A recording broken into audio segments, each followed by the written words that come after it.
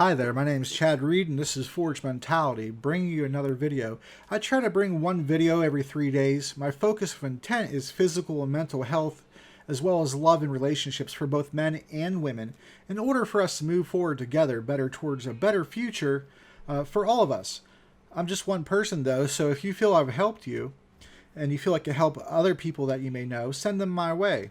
Subscribe is the best way to help out when my channel is brand new. We're just trying to get the subscriber base up, get some videos out for you. But if you enjoy these videos, a subscription is the best way to show me that you value what I have to say. Today's video is on what do you bring to the table and what that question means to men and to women. So let's go ahead and get started. Dating has changed substantially, and I feel like it's at a quick pace. Really, once the internet started evolving into what it is now, and social media and dating apps, it has been good and bad, just like most things, but I feel like it probably has been mostly bad. It used to be that as a man, if you were polite, you were chivalrous, if you looked halfway decent, if you had a job and a car, you were looked at as a catch. You were solid. But now in 2022, with the advent of social media and the dating apps, it has changed dating entirely. The problem is that the bar keeps getting raised to the point that hardly anyone can get over it, even yourself. If you can't get over the bar that you set for other people, then don't set it. It's the improper place to be. But what does it mean when you're asked, what do you bring to the table? And this part's for women. When men ask you that, they're wanting to know more about you, your inner qualities. Everybody can obviously, see your outer qualities, but men want a woman who's generally kinder, friendlier, is pleasant. You could tell a lot if a woman gets along with children.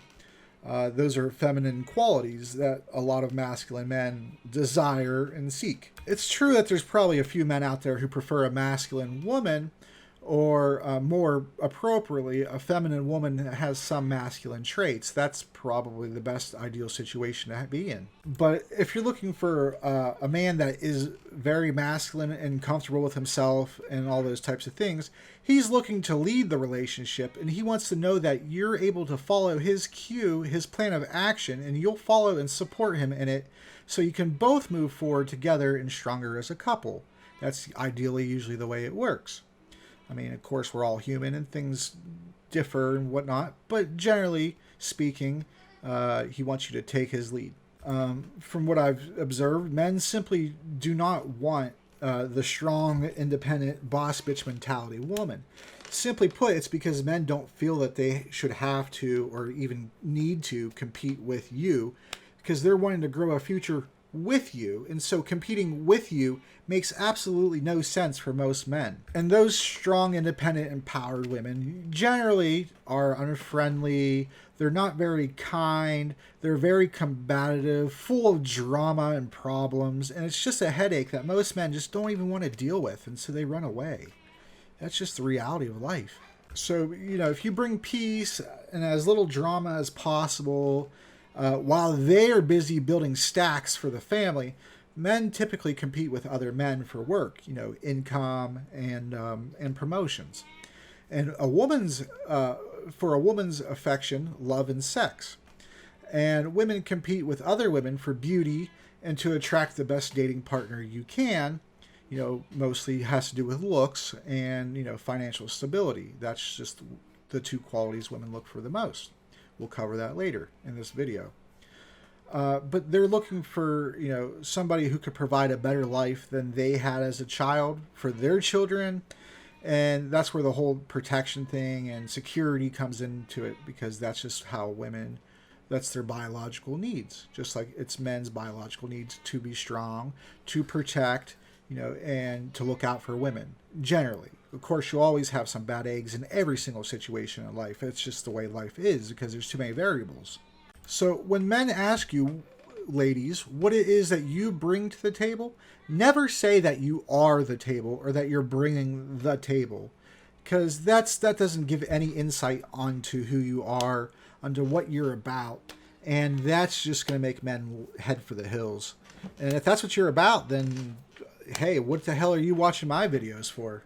And then when a woman asks a man what he brings to the table, which doesn't usually happen too often because really women know what you bring to the table. That's why they're usually looking for you, and they can physically see you, right?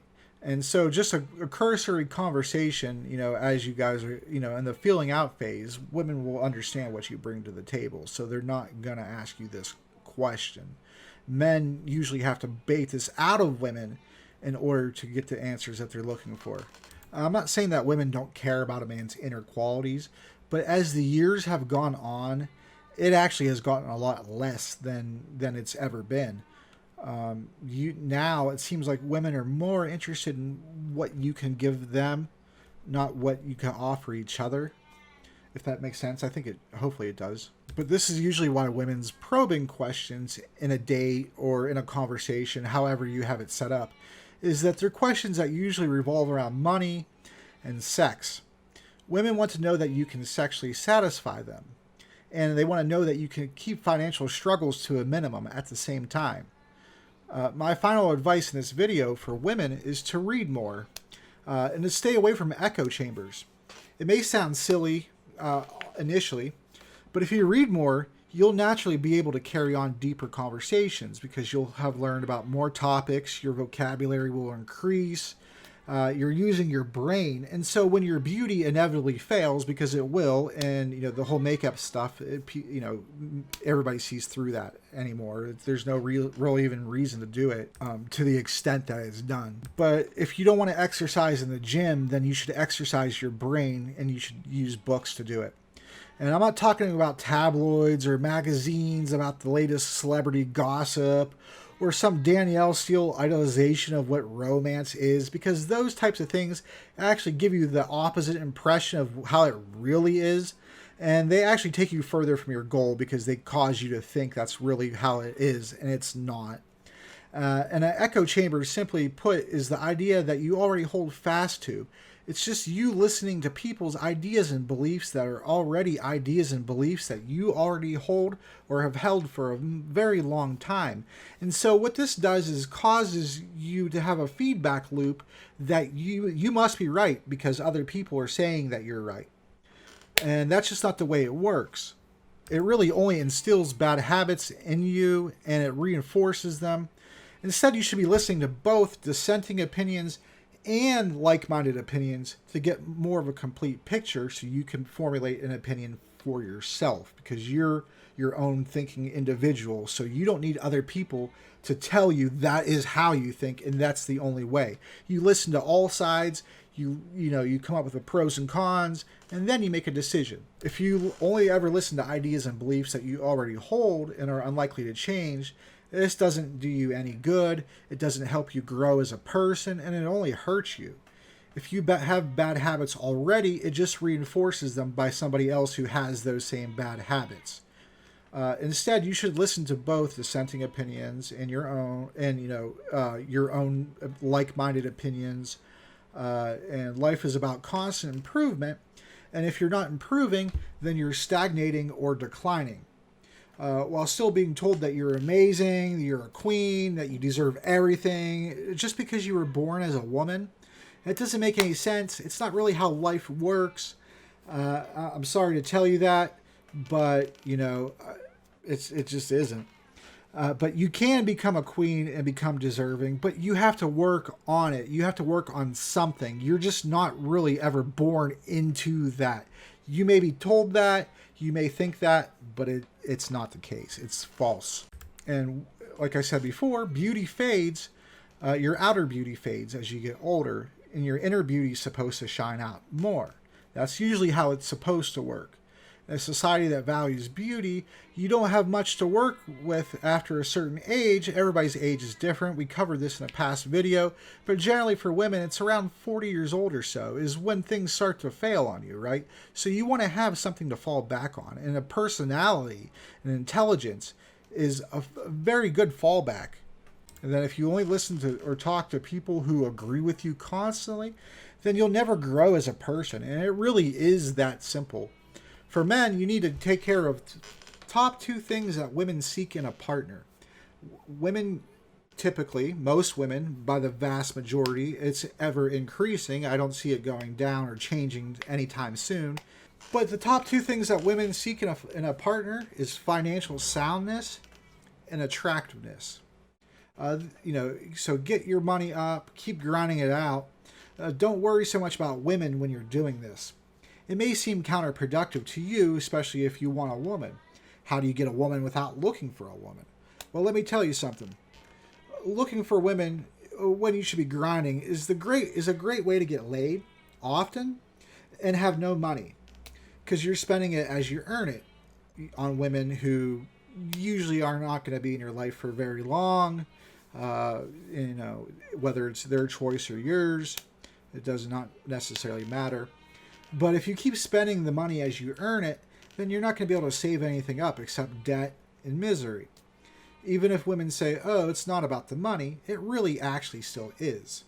Unless the relationship is only sexual in nature. If the relationship is only sexual in nature, like, the women's empowerment, hot girl summer, friends with benefits, flings, whatever the hell you want to call it. So don't worry. You don't have to worry about any of that stuff, right? You just go out and have fun, and that's it, right? But if you're looking into the future, these are the things that you should have.